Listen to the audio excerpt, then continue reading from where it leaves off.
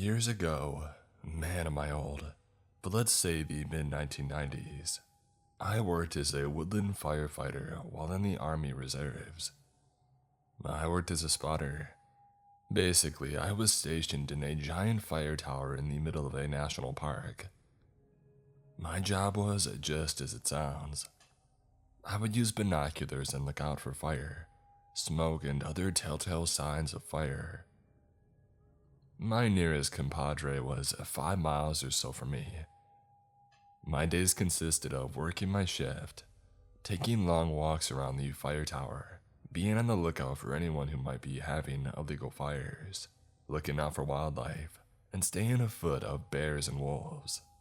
The way that our shifts worked back then was 1 week on, 1 week off. So we slept in the towers, cooked our food, etc. And there were nearby toilets and showers for when we needed them. One day, I came across an illegal bear trap. I had several ranger friends and I safely set off the trap and then picked it up to take it to the ranger station on one of my treks out for food in my Jeep. Poaching is illegal in the park, and it carried a big fine even back then, and some jail time. But it didn't stop the poachers from trying. I heard rifle shots and I headed back for my fire tower.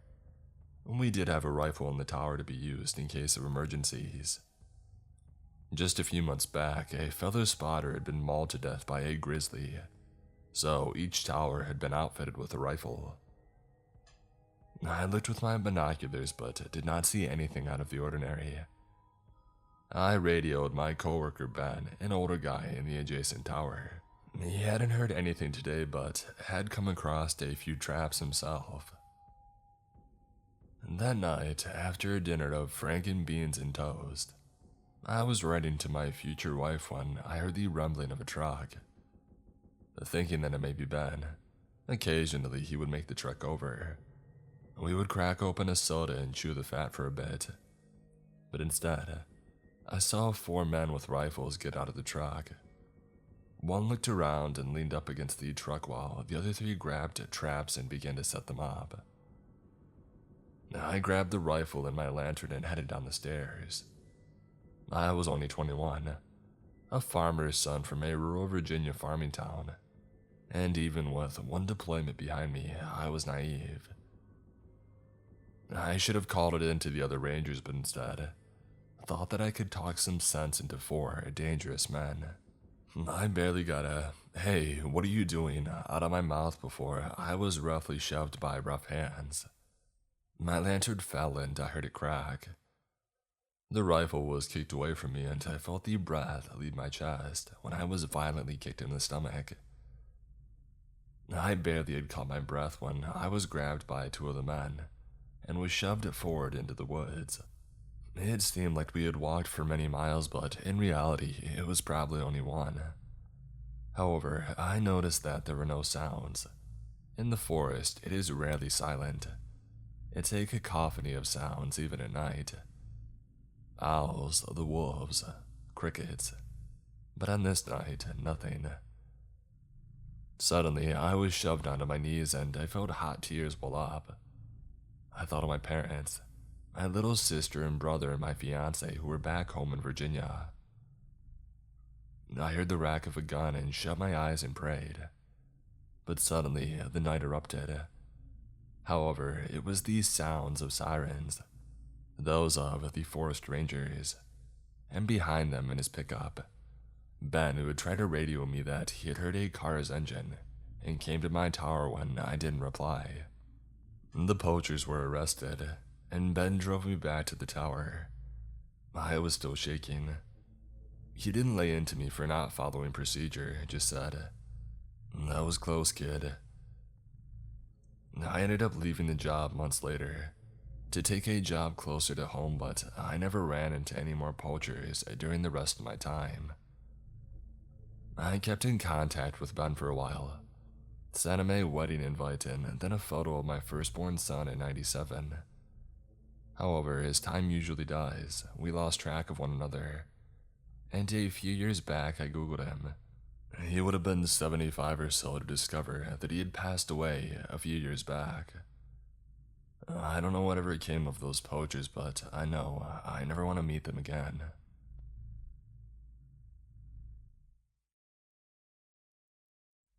This happened to me a couple of months ago now, but when it first happened, given how crazy it was, it took me a few weeks to collect myself enough to type it up and post it. It's relevant for me to tell you up front that I'm a military veteran, and I have PTSD and anxiety as well as a pretty bad case of depression that I'm currently in my third year of. I've read that CBT, cognitive behavioral therapy, can massively improve PTSD symptoms and in turn help reduce anxiety, so I've been trying various techniques at home. The problem there is, my wife and I live in a small 2-bedroom, ground floor flat with an upstairs neighbor with absolutely no concept of other people. A jock douchebag type who's a personal trainer, but he trains at home too cause, I don't know, gains. The kind of guy who's only got 2 topics of conversation, protein powder and steamed rice. I'm sure you can imagine the type. Anyway, with that being a constant issue, meditation and quiet mindfulness are just not possible with all the constant noise. My solution to this was to do my normal routine during the day, but take advantage of my insomnia later on. Around 11 or 12, I would put on my coat and my shoes as we lived near the beach.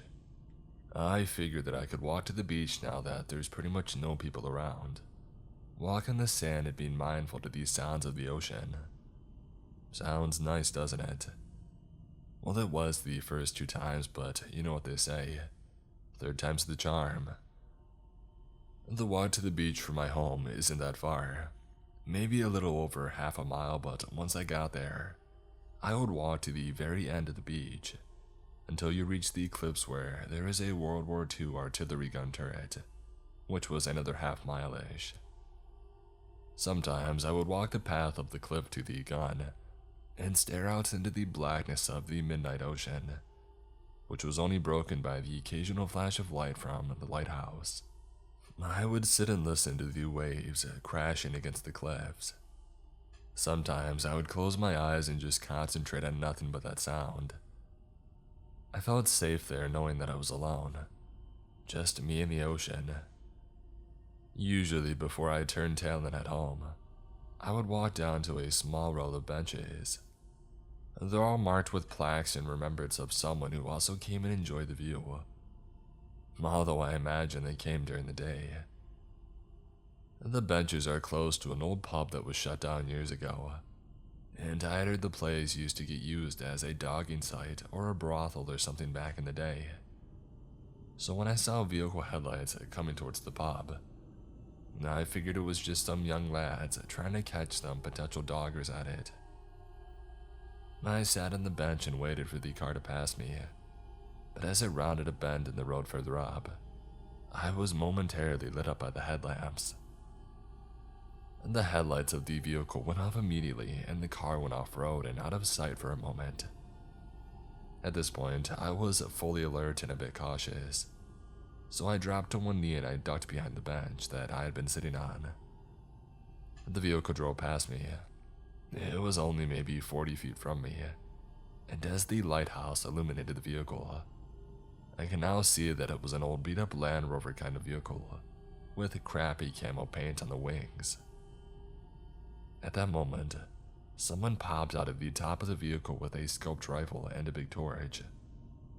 In an instant, I was back in Iraq and my senses felt razor sharp. I dropped into my belt buckle and crawled into a patch of long grass adjacent to the benches. And then I got in a position where I could see them but they couldn't see me. The guy with his rifle shone his torch at the exact bench that I had been sitting on. Then the others were searching for me. He started looking all around him through the scope, looking for where I might have gone. My heart was pounding so hard that I felt as if they could hear it. I held my sleeve over my mouth to muffle the sound of my breathing, but more importantly to try and hide the condensation of my breath. The vehicle started to move to get a better view of the benches, so I started slowly crawling towards the main road, as not only is there a row of houses, but an old stone bus stop that I could take hard cover if they saw me and opened fire. After about 5 minutes of hiding in the long grass, it started to rain, and they was still clearly looking for me, but were now about 150 feet away. The guy with the rifle was scanning around with his eye down the scope, so I waited until he was looking away from me to seize my moment and run for cover.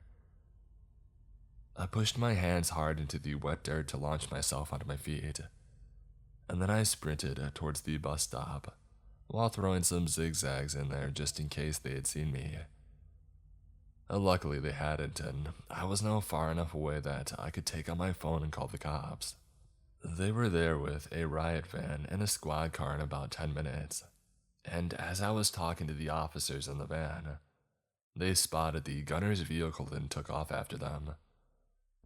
The officers in the squad car stayed behind to talk to me. The rain was coming down in sheets by now, and they asked me if I was absolutely sure that it was a rifle, and I told them yes, it was 100%.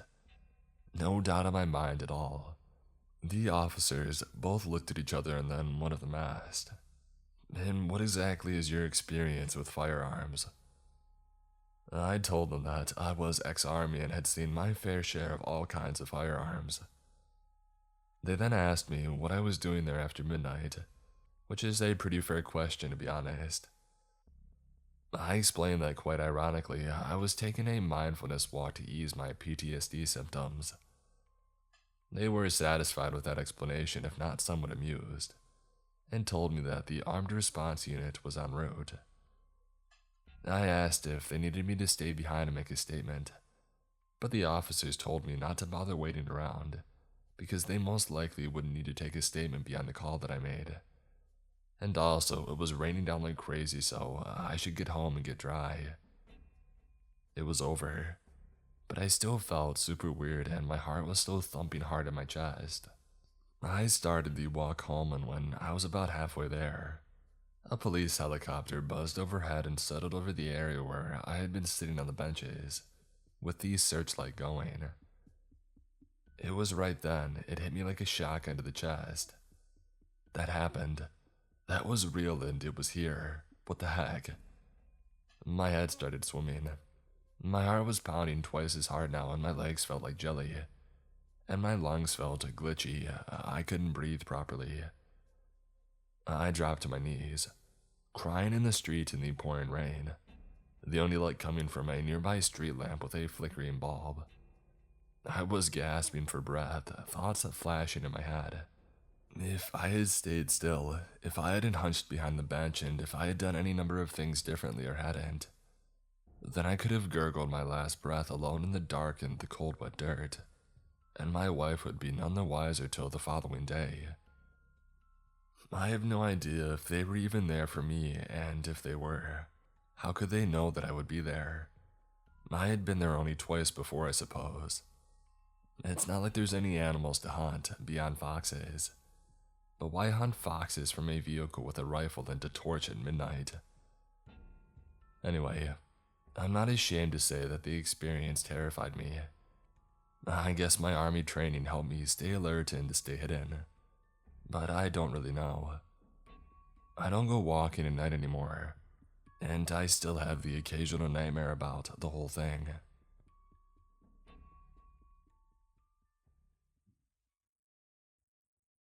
A few years ago, I entered the University of Lausanne to start my medical studies. I had just arrived in the city and even the country.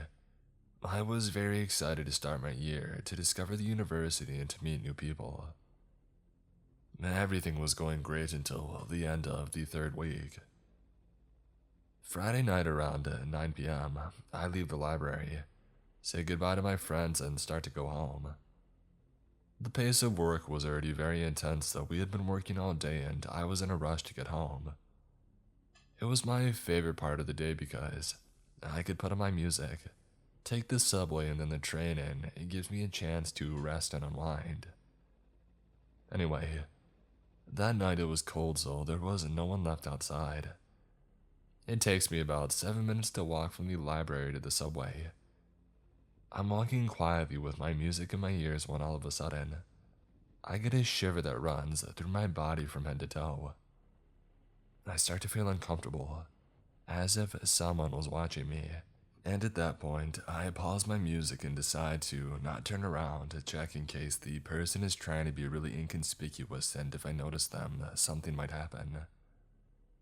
I don't want to run either because I'm not sure if I can run faster and I don't know where to go. At this point, we pass a glass building, so I decide to look inside and pretend that I'm fixing my hair.